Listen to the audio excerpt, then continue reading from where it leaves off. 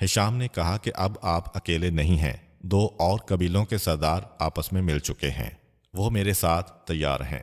چنانچہ ان تینوں کو تیار کیا، اور روایت میں ہے کہ ابو البختری جو بدترین دشمن تھا مسلمانوں کا، وہ بھی حضرت خدیجہ رضی اللہ تعالی عنہا کی وجہ سے تیار ہو گیا ان کی مدد کرنے کو۔ یہ چاروں یعنی زہیر، مطعم، زمع اور ابو البختری، یہ سارے اپنے اپنے قبیلوں کے سردار ہیں۔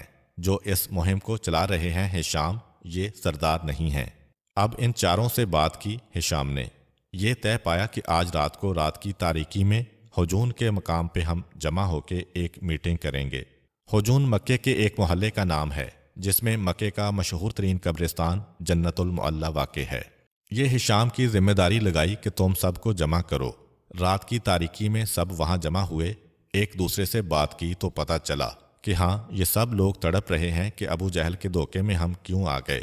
اس کا تو کچھ نہیں گیا، خاندان ہمارے زحمتیں اٹھا رہے ہیں، اور آج اگر بنی ہاشم ختم ہو گیا تو کل ہم بھی کمزور ہو جائیں گے۔ یہ طے پایا کہ کل صبح جا کے ہمیں اس مسئلے پہ آواز اٹھانا ہے اور ابو جہل سے کہنا ہے کہ وہ معاہدہ کینسل۔ ہشام اب پیچھے چلے گئے کیونکہ وہ سردار نہیں ہیں، وہ ابو جہل سے بات نہیں کر سکتے ہیں، لیکن ان کے ساتھ ساتھ رہے۔ اگلے دن صبح کے وقت جب سارے سرداران قریش اپنی اپنی سیٹوں پر بیٹھ گئے، جو حرم کے چاروں طرف ایک انتظام ہوتا تھا نشست کا، تو ان لوگوں نے کہا کہ آج ہم ایک اہم مسئلہ لے کے آئے ہیں، سب ایک جگہ جمع ہو جائیں۔ سارے سردار آ گئے، کہا کہ کیا بات ہے؟ زمع ابن اسود کھڑے ہوئے اور کہا کہ اے قریش کے سرداروں، یہ ہمیں کیا ہو گیا تھا؟ کیا ہماری آنکھوں پہ پردہ پڑ گیا تھا؟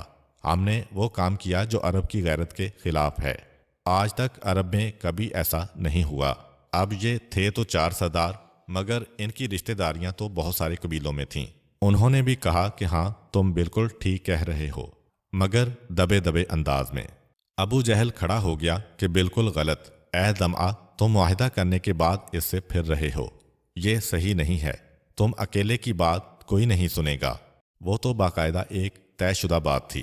جیسے ہی کہا کہ تم اکیلے کی بات کوئی نہیں سنے گا، فوراً زہیر کھڑے ہوئے، کہا کہ نہیں، یہ بالکل ٹھیک کہہ رہا ہے، ہم نے عرب کی غیرت کے خلاف ایک قدم اٹھایا ہے اور ہمیں اپنی غلطی پہ ندامت ہے، بلکہ ہم نے دستخط بھی خوشی سے نہیں کیے تھے، تمہاری زبردستی سے کیے تھے۔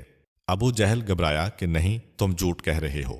مطعم بن عدی کھڑے ہو گئے، کہا کہ نہیں یہ دونوں سچے ہیں، تم جھوٹے ہو، دستخط زبردستی لیے گئے تھے بغیر ہمیں سمجھائے ہوئے، اسی لیے میں نے انکار کر دیا تھا۔ ابو جہل حیران ہو کے دیکھ رہا ہے کہ ابو البختری اس کا دوست ہے، وفادار ہے،